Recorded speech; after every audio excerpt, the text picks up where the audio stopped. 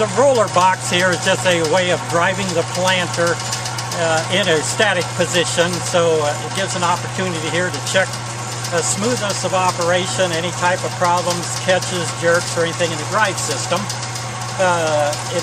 If you want to service chains, bearings, and whatnot, just be aware of the safety issues involved there. But that's an opportunity to do that, to service chains and whatnot. And the box was designed to run the planter between 5 and 5.5 miles per hour, which would be a typical field speed. So it gives an opportunity to check for smoothness of operation, any catch, jerks, or anything like that that might be happening, smoothness of bearing operations, and just a good chance to observe the operation in the most safe manner of what might be happening out in the field. The units, planting units, could be engaged in this. Again, a kind of an inaccurate way of checking for a seed drop and whatnot, but at least one could tell whether the units were basically functioning properly.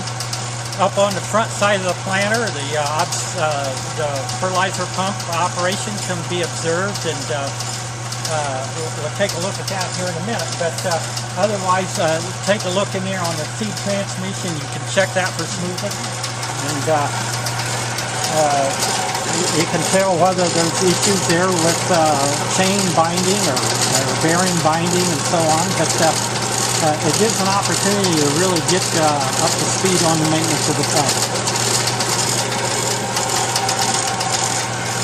We're set up there with the running 5 to 5.5 miles per hour with this device here, and so it gives an opportunity to check for the smoothness of operation of the planter. Right now the planter is still in operation, and the piston pump is in operation here, and it's circulating fluid here.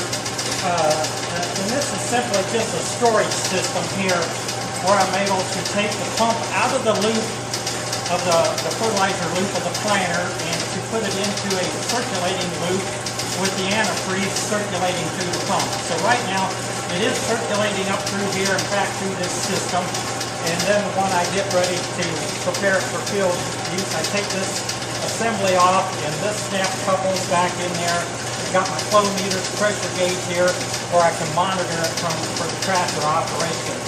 But again, we're checking with the static run here on the shop floor. We're just checking for smoothness of operation, any unusual vibrations, jerks, or chatter, or anything like that.